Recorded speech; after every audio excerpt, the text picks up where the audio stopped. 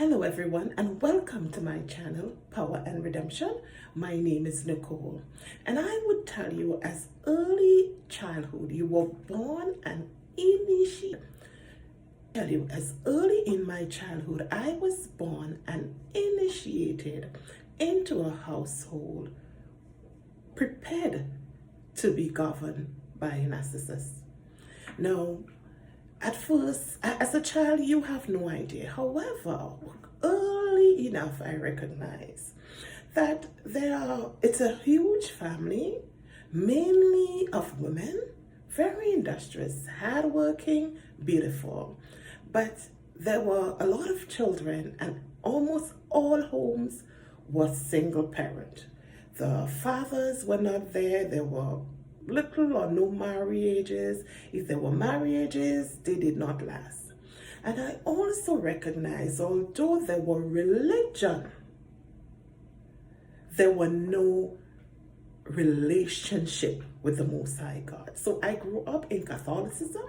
So I was exposed at a very early age to saying the rosaries, reading the prayers. I also recognized at a very early age there were astrology being practiced. I would review, I'll see the adults reading horoscopes, and I myself would pursue to read the horoscopes, although it wasn't applicable to me at all.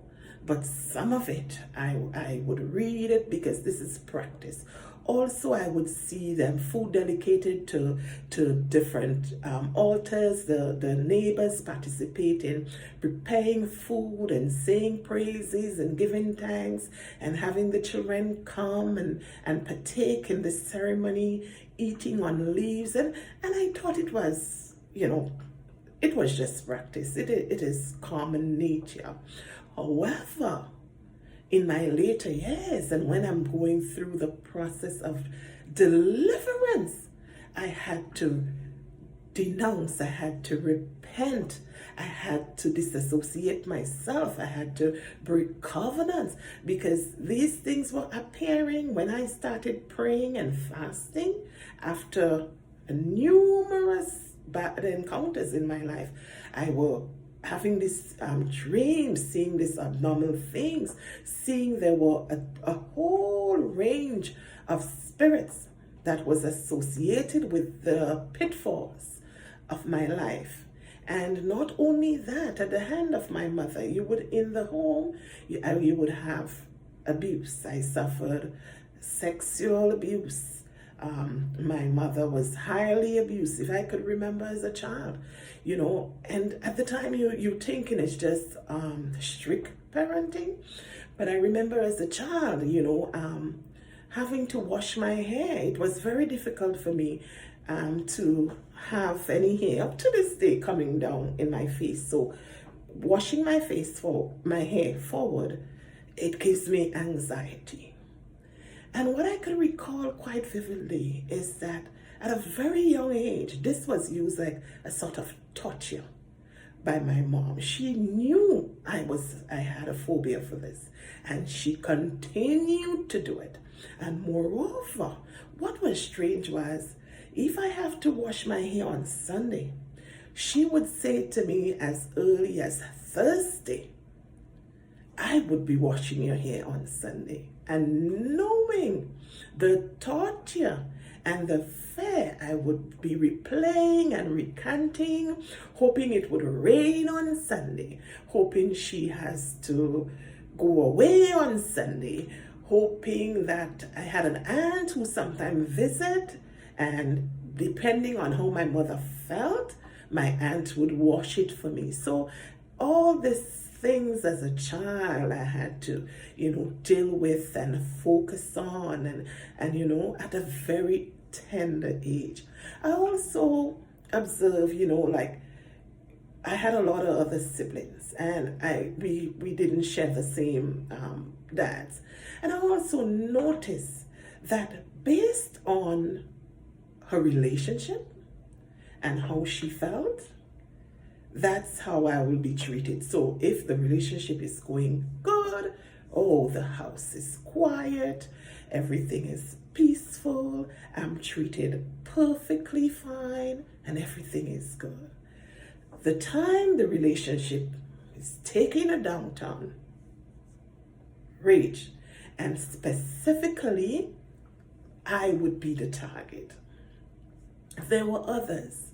We all had it rough, but particularly I was of the target. And not only that, at a very young age, I would narrate dreams and so that I have. And I would say to my grandmother or my mother, and it will be true.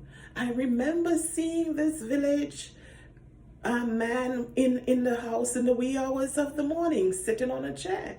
And I was able to say, trying to speak, but could not speak. And I described when I got up after I was watching him and he was watching me, but I was like in the trance-like state and I could not speak. And when I got up, when I recovered, I woke my mother up and said, hey, I see this man sitting on our chair and this is what he's wearing and whatever. And the morning, I tell you not, she waited for him, and exactly what I described, that's what he was wearing. And from that day on, when he saw me as a child, even if I was going to the shop, if I am on the left, he goes on the right. If I am on the right, he takes the left or he turns back. And there were numerous accounts that I would tell them and it would come to pass. So in doing so, my grandmother then, who also practiced Catholicism, she would take me at a very early age to prayer meeting, to pray for the dead, to a prayer meeting on a Sunday, to the church. Well, it's like rosary, you saying the rosary and this sort of prayers, like what the Catholics normally do.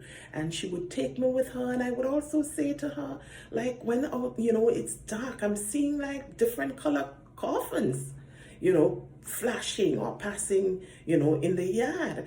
And she would say to me, oh, say this prayer, say the Our Father, say the Hail Mary, and you wouldn't see it again. And things like that. So from a very young age, I had this experience.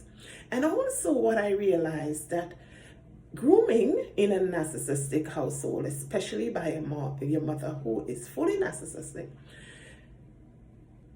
you will actually groom for this process because you're training, you're in early training, and the goal and the objective is to destroy you. As the Bible said, for we wrestle not against flesh and blood, but against principalities, powers, and rulers of darkness, and spiritual wickedness in high places. So I remember as a child, I once saw my mom, drinking this very sweet wine. So I now decide it was wrong. Now I know you should not steal. Stealing is wrong on all counts. And what I did, I didn't ask for it. So I went and I took some of it, to take a little bit taste. And it was nice and very sweet. So another day I went back with my brother and we took some more.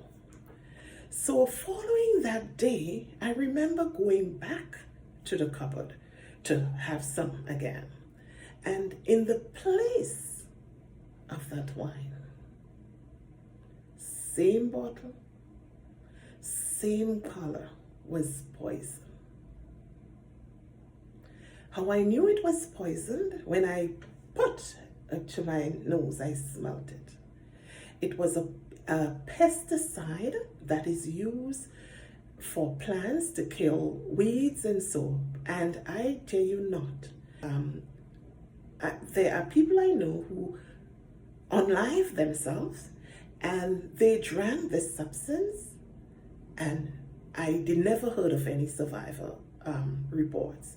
So replace there, same bottle, same color, in the cupboard was poison. I never forgot that as a child, but what it did for me was never ever went back to take it again and did not have any inkling who did it. Although, as I recount my story later on, it would become clear who attempted to do so.